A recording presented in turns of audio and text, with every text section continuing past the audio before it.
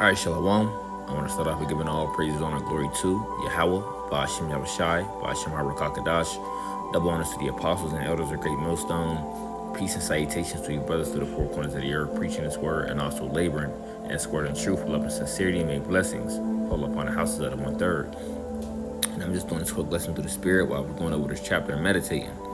Okay, so without further ado, let's get straight into the scriptures. This is Micah 4 verse 1. It says, "But in the last days it shall come to pass that the mountain of the house of Yahweh, Ba'ashem Yahushai, shall be established in the top of the mountains, and it shall be exalted above the hills, and the people shall flow into it." Okay, and we know that mountains in the scriptures represents governments. Okay, now we know that all these things that I'm about to read below is when when the children of Israel are back in their homeland, and what you're starting to see is the Lord is doing what, as of now, he's building up the house of David. He's building up the tabernacle. As a matter of fact, let's just get it. It's the book of Amos 9, verse 11. It says, "In that day will I raise up the tabernacle of David that is fallen, and close up the breaches thereof, and I will raise up his ruins, and I will build it as in the days of old." So slightly, this is what you see starting to take place as the Lord is building up, the tabernacle or the house of David. You see, the third temple, the spiritual temple is being built as we speak. The 144,000, the men of the Lord, the elect, the lively stones are being brought together, building up that third temple, that foundation of the house. Okay, and this is what you see take place, and it has fallen, as for a appointed time, but now it's in that day I will raise up the tabernacle of David that is fallen, and close up the breaches thereof. And I will raise up his ruins, and I will build it as in the days of old. And this is slightly what you're starting to see take place. Okay? And eventually this will be in full effect, when we're in the kingdom. Okay? So what are you seeing? You are seeing a prelude, of things to come, on a whole nother spectrum, but on a whole, spiritual, magnified level, if you will. Okay, so back up Micah 4 verse 2. It says, "And many nations shall come up and say, Come and let us go up to the mountain of Yahweh, Ba'ashem Yahushai, and to the house of the power or the God of Jacob. And he will teach us of his ways, and we will walk in his paths. For the law shall go forth of Zion, and the word of Yahweh from Jerusalem. And he shall judge among many people, and rebuke strong nations afar off. And they shall beat their swords into plowshares, and their spears into pruning hooks. Nation shall not lift up sword against nation, neither shall they learn war anymore." So when you read, when you look at the top of the column for the scripture, it goes into, the glory, the peace, then it goes to the kingdom, then it goes into the victory of the church. Now, we know all this will take place when the Israelites are back in their homeland, because as you can see now, war has been going on throughout the earth, predominantly by Esau, Edom, right? The wicked of the whole planet Earth. War has been going out. So what they say is they proclaim themselves as to be the real Jews, but to let you know, if the real Jews were in their holy land, there won't be war anymore. Okay? Essentially, they are saying that we are in the kingdom as we speak, but we're not in the kingdom. Okay? And there's many prophecies and many ways we could show you all throughout the scriptures, and I could just grab a few to show you that, when people to say that they're the real Jews, they're not. They don't fit the prophecies. Okay, and as the scriptures say, nations shall not learn war anymore. So they will beat their swords into plowshares and their spears into pruning hooks. But nations, as of now, are doing otherwise. Okay, they are preparing themselves for World War III. Their money is not going into the agriculture, if you will, right? But their money is going into what? Military defense, arms defense. Okay, because they know what's about to take place. So this is just one of them. But I want to go back, jump to verse 2, because I want to hit a point. It says, and many nations shall come and say, come and let us go up to the mountain of Yahweh Bashim Yahushua, and to the house of the God or the power of Jacob. And what? And he will teach us of his ways, and we will walk in his paths. For the law shall go forth out of Zion, and the word of Yahweh Bashim Yahushua from Jerusalem. Now, in the kingdom, which is a part of the new covenant, is, Israel. We're not going to have to teach each other the ways of the Lord. Okay? But you nations will be subject unto us, and you will have to be taught. You will have to be taught, and you will have to be subject unto the ways of Yahweh Bashim Yahushua. Why? Because it's not going to be written in your inward parts. The new covenant, does not pertain to you. Okay? But when it's speaking of the Gentiles coming back in through faith, or the Gentiles, being grafted in, the Gentiles that pertain to salvation, those are all Israelites, okay? All Israelites, that was in what? A Gentile state of mind, if you will. Israelites that was into, the philosophies of the Greeks, mainly. Okay, that's why you see what's mentioned in the scriptures, neither a Jew nor Greek, neither Greek nor Jew or Gentile. Those are all Israelites, okay? So, let's get a precept to back up my statement. Let's go to the book of Hebrews 8, verse 6. I'll start at 6. It says, but now have he obtained a much more excellent ministry, but how much also he is the mediator of a better covenant, which was established upon what? Better promises, right? Better promises, an upgrade, if you will. Verse 7 says, for if the first covenant had been faultless, then should no place have been sought for the second. For finding fault with them, he said, behold, the days come, saith the Lord, when I will make a new covenant with who? The house of Israel and with the house of Judah. No other nations. You see? Now, what's the part of this new covenant, Not according to the covenant that I made with their fathers in the day when I took them took them by the hand to lead them out of the land of Egypt, because they continued not in my covenant, and I regarded them not, saith the Lord. Right? Because we couldn't keep that old covenant. So the Lord ended up making a way for a second covenant unto us, for us to be able to keep. Right? For us to not go off anymore. That's what the law, statutes, commandments will be written where? In our inward parts. Verse 10. For this is the covenant that I will make with the house of Israel. After those days, saith the Lord, I will put my laws into their mind, and write them in their hearts. And I will be to them a God, and they shall be to me a people. And they shall not teach every man his neighbor, and every man his brother, saying, know the Lord. For all shall know me from the least to the greatest. Speaking of the Israelites. Okay, so in the kingdom, we're not going to have to teach each other. A part of that new covenant, for us in the kingdom, we're not going to have to teach each other the ways of the Lord. It's already going to be programmed in us. It's already going to be written into us, written into our minds. You see, but this is not,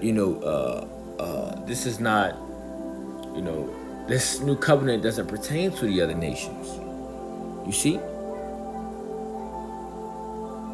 For I will be merciful unto their unrighteousness and their sins. Who's the context as it's speaking on?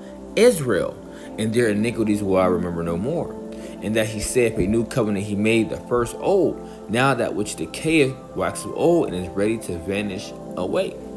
You see? So when you go back to Micah, the 4th chapter, okay, and when you read verse 2 again, this should be more clear to you as what it's speaking of. It says, and many nations shall come up and say, come and let us go up to the mountain of Yahweh, Bashim Yahushua, and to the house of the power of Jacob, or the God of Jacob, and he will teach us his ways, and we will walk in his paths. For the law shall go forth out of Zion, and the words of Yahweh, from Jerusalem. You see? And one thing, these nations are not doing that today. Okay, these nations disregard the ways of Yahweh, Bashim Yahushua. Okay? They disregard them. You see? And that's what I'm going to ask. They said, and he will teach us his ways, because y'all going to have to be taught. Y'all going to have to follow the ways of Yahweh, Bashim Yahushua. You see? We are going to be your future ruler, judges upon the earth, man. Right? All orchestrated by the Heavenly Father, Yahweh, through his only begotten son, Yahweh Shai. And then we got King David, and so forth and so on. Okay?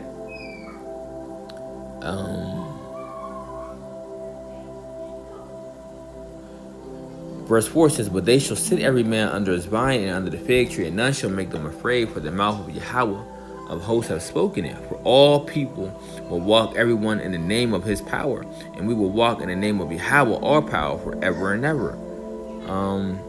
So that's the point I wanted to get on that. So I wanted to get a precept for the MICAH, the 4 and 2 is Zechariah 14, verse 16, and it says, And it shall come to pass that everyone that is left of all the nations which shall come against Jerusalem shall even go up from year to year to worship the King Yahweh of hosts, and to keep the feast of tabernacles. And it shall be that whoso will not come up of the families of the earth into Jerusalem to worship the King of Yahweh of hosts, even upon them shall what? Be no rain.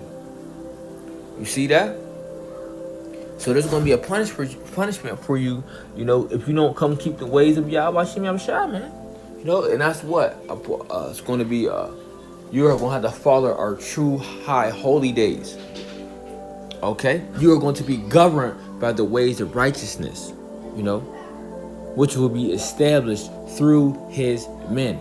The governing body, the 144,000, man, the men of the Lord. Okay?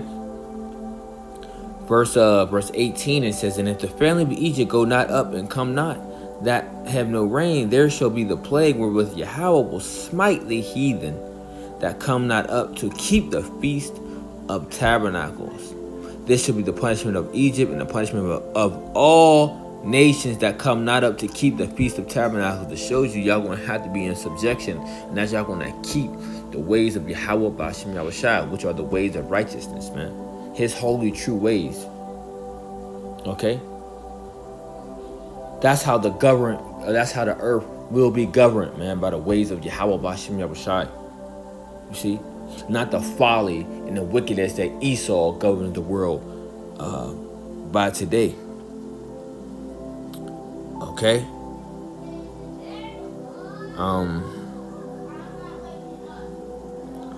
Let's get it. I want to get Isaiah 2. Isaiah 2nd chapter. Isaiah 2 verse 2, it says, and it shall come to pass in the last days that the mountain of Yahweh's Bashim house shall be established in the top of the mountains, and it shall be exalted above the hills, and all the nations shall flow into it. And this is not happening today. See, these nations are not flowing into the ways of Yahweh Shai. And many people shall go and say, come ye and let us go up to the mountain of Yahweh Bashim Shai, to the house of the power of Jacob, and he will teach us of his ways, and he will walk in his paths. For out of Zion shall what? For out of Zion shall go forth the law. Okay? The law and the word of Yahweh Bashim Shai from Jerusalem. And he shall judge among the nations, and shall rebuke many people, and they shall beat their swords into plowshares, and their spears into pruning hooks. Nation shall not lift up sword against nation, neither shall they learn war anymore. O house of Jacob, come ye and let us walk in the light of Yahweh by Hashem Yahushai. You see? So this is all going back, to Israel. Okay? Now, before I finish out, let's get I want to close out with this MICAH 4 and 8, and I want to jump straight to the point. It says, no,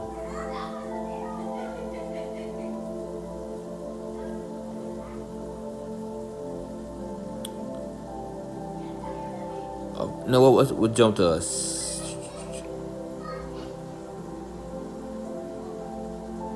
Verse 6, it says, in that day, saith the Lord, I will assemble her that halteth, and I will gather her that is driven out, and her that I have afflicted. You see, and we know Israel is being also is represented, is being represented or called by a woman.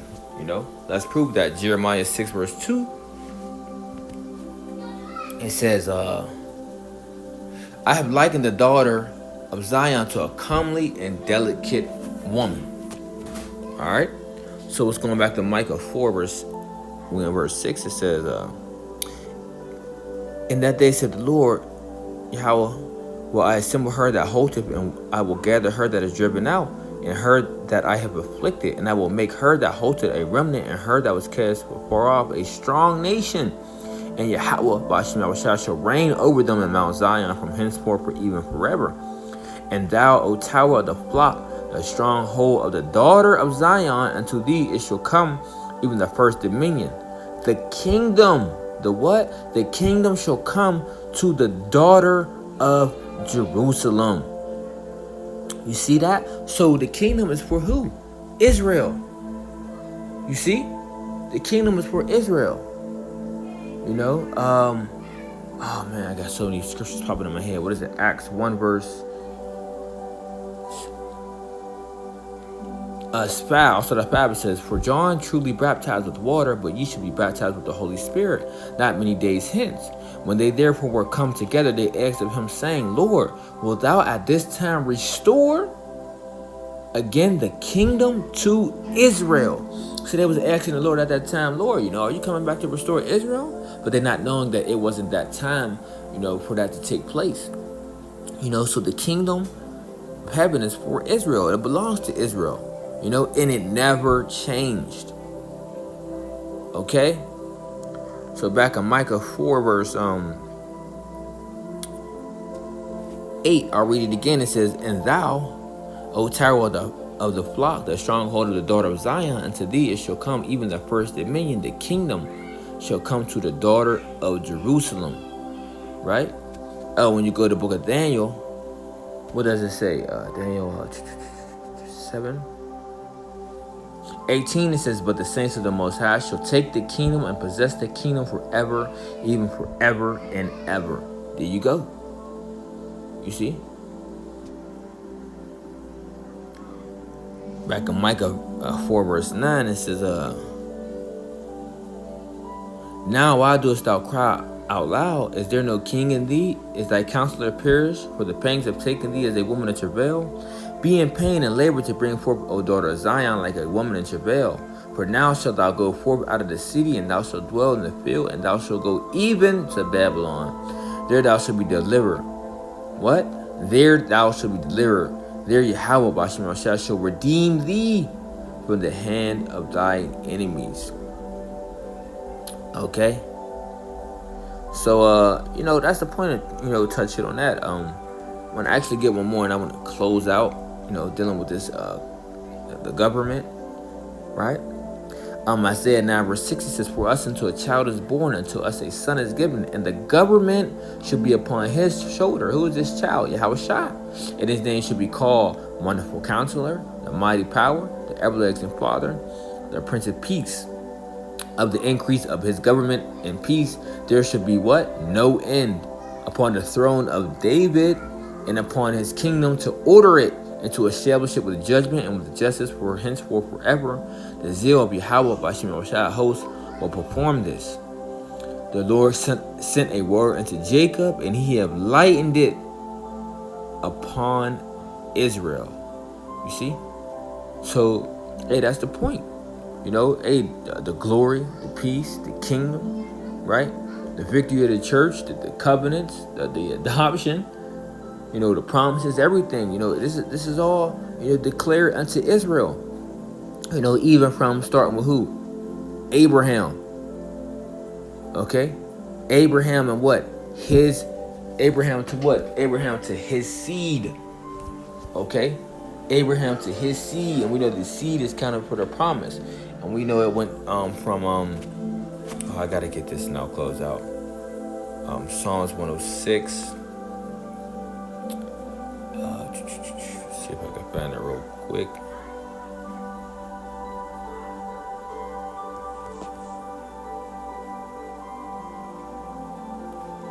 Oh, Slakia, maybe it's 105. Okay, Psalms 105 verse, oh my goodness. Also verse 6 it says, O ye seed of Abraham, his servant, ye children of Jacob, his chosen. He is Yahweh, our power, his judgments are all in the earth. He hath remembered his covenant forever, the word which he commanded to 1,000 generations, which covenant he made with Abraham, and his oath unto Isaac, and confirmed the name and confirmed the same unto Jacob for a law, and to Israel for an everlasting covenant, saying what? Saying unto thee, I will give the land of Canaan, the lot of your inheritance. You see? And that was promised to Israel, the seed of Israel. And when they were but a few men in number, yea, very few and strangers in it, when they went from one nation to another, from one kingdom to another, he suffered no man to do them wrong, yea, he reproved kings for their sakes. So that's the point, that I want to touch on. So, hey,